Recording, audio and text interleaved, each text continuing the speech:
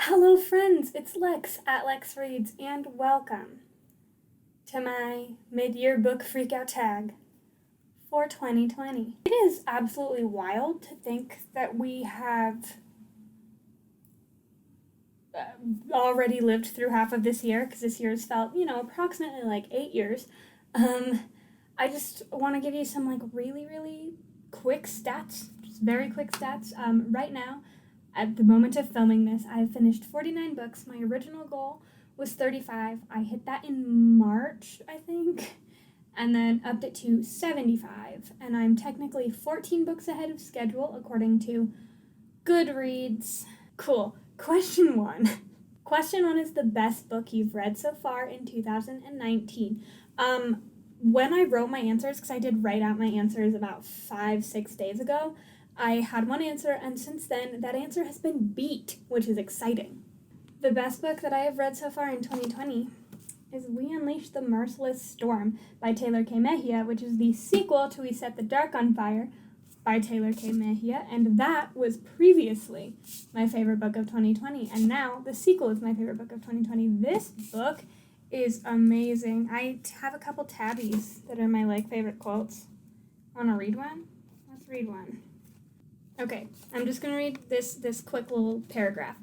Carmen closed her eyes one more time, feeling her own imprint in the wind, in the salt spray. She was alive, and as long as she was alive, everything was still possible. She had never believed in gods or legends. She was supposed to be one of them, after all, and she was more mixed-up girl than Cuerva's spirit. Ah, so good. These books are they're queer Latinx, Latino. I mean, it's not just the women. Everyone is Latino. Dystopians. And I've talked about these in a billion of my videos, so you've probably heard me rave about We Set the Dark on Fire, which had previously been my favorite book of the year, narrowly beat out by its sequel. Yes. And because the best book of the year was a sequel, I'm going to give you 2 other books for this next one. This next one is best sequel. And while technically, We Unleash the Merciless Storm is the best sequel that I've read, I'm going to give you 2 other sequels. The first sequel I'm going to give you is This Coven Won't Break, which is the sequel to These Witches Don't Burn. These are also in my top 10. Well, the first book is in my top 10 favorite books of the year as of right now. This one is, I think, sitting at 11. But I did really thoroughly love it. Yes. These are witchy murder mysteries. We follow a teenage lesbian named Hannah, who is an elemental witch in Salem, Massachusetts, and they solve some fun mysteries in both of the books. And I think you probably knew this was coming if you know me literally at all. The King's Men by Nora Sakavic is the author of the game series. Hot take is one of my new favorite book series. I've read it in full once, in half 2 more times. I'm currently in the middle of my third reread. Although I skipped this one on the second one because I read The Foxhole Court again for a readathon without having read this one. But this is my favorite in the series. It's really... Must a book be good? It is not good in the traditional sense, but it is good in the sense that it makes me really, very, very thoroughly happy. The King's Men, Nora Sakavic. A new release that I haven't read yet, but I want to. I listed 2. First is Ink in the Blood, which came out in February 11th. I will double check that and put the date up here if I was wrong. And then also, this is one that's on my thing. Wow, that was not a sentence. This is another one that I really want to read. I really want to read I Kissed Alice, which comes out, I think, later this month. I will pop up the date right now because I don't know it off the top of my head. My most anticipated releases for the later half of this year that I don't have my hands on yet. I'm incredibly excited for Burn Our Bodies Down by Rory Power, who's the author of Wilder Girls, which is another one of my favorite books of the year. And that one comes out July 6th? July 7th, maybe? I'll pop that up here once again. I really should have looked up the release dates for these ones. I just did not even think that far ahead. And then another thing, this is a very, very new thing that I'm excited about because I didn't know about it until like 2 days ago.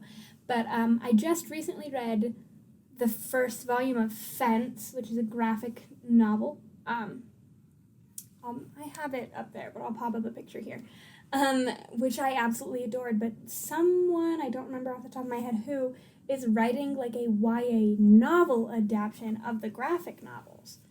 And I think that comes out in September, and I'm going to read it because I'm obsessed. And also the rest of Fence.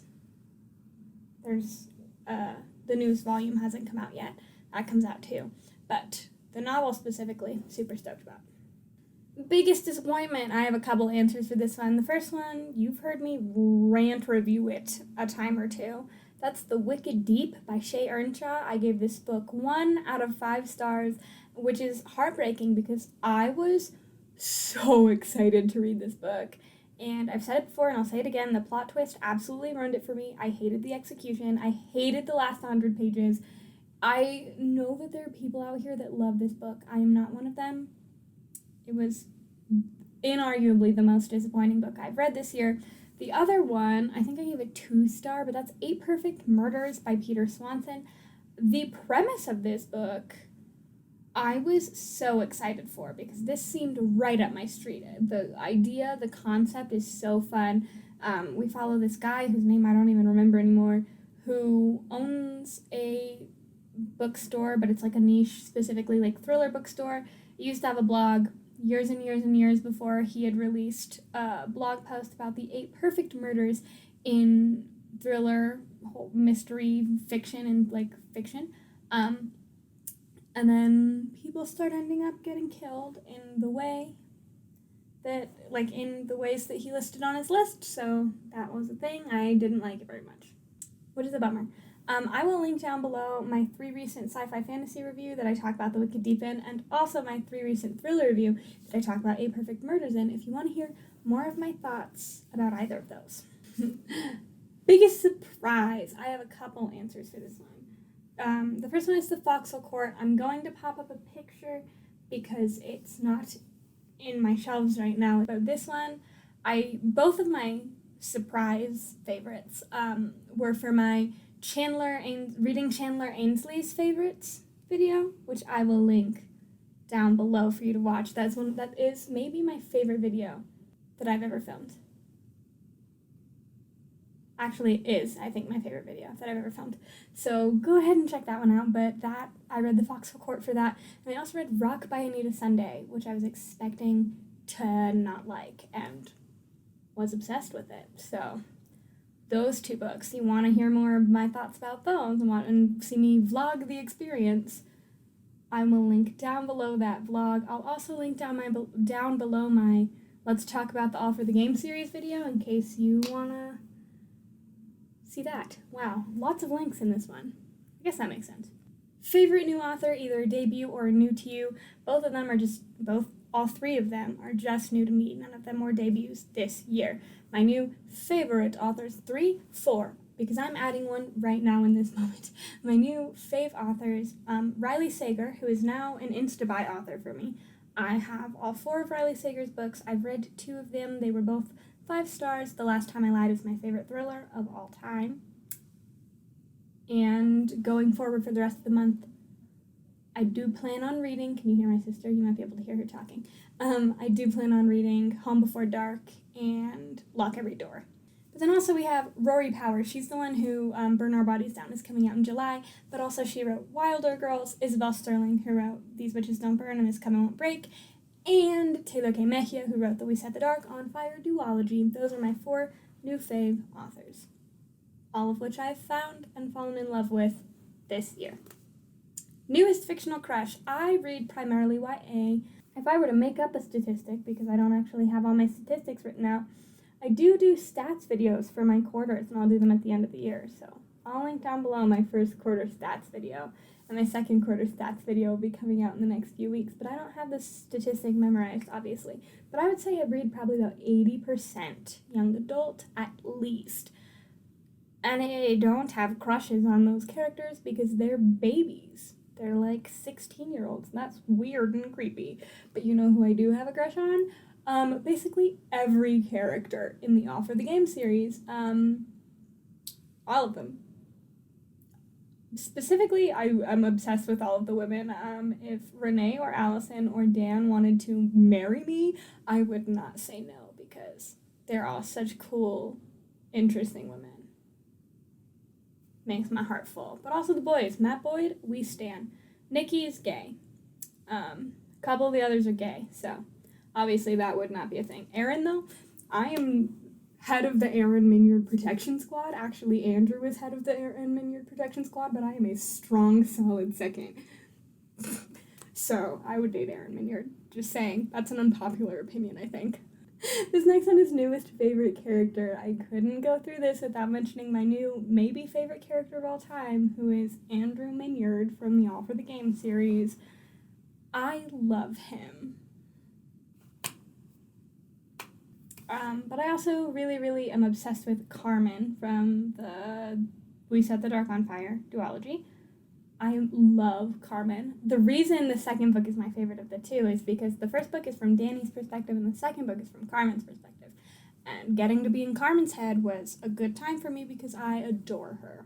But some other mentions, I absolutely adored Byatt from Wilder Girls. And I don't know if that's a popular or unpopular opinion. She, I would argue, is the most flawed of the three main characters, Reese, Hetty, and Byatt, but Byatt was my favorite of the three.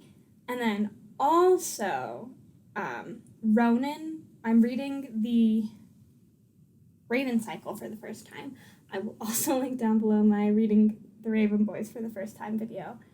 Wow, in case you want to watch it. Wow, this is going to be quite the list of videos in the description. Ronan is my favorite character so far, but in a very close second, we have Adam. So I'm going to say both Ronan and Adam from the Raven Cycle. A book that made me cry.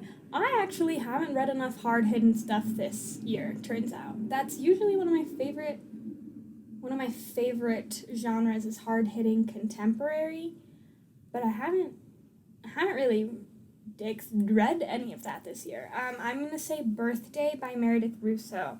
I don't remember if I actually cried or if I just got really close, but if I didn't cry, it's the closest I've been to cry over a book. Oh, another one. I cried when I reread The Hunger Games. When Rue died, I cried. That's maybe the one time this year that I've, legitimately tears have been happening. Yes. So, Birthday by Meredith Russo, The Hunger Games by Suzanne Collins. Books that made me happy. Wow, I actually feel really bad because I think all of my answers are the same 3 books or book series.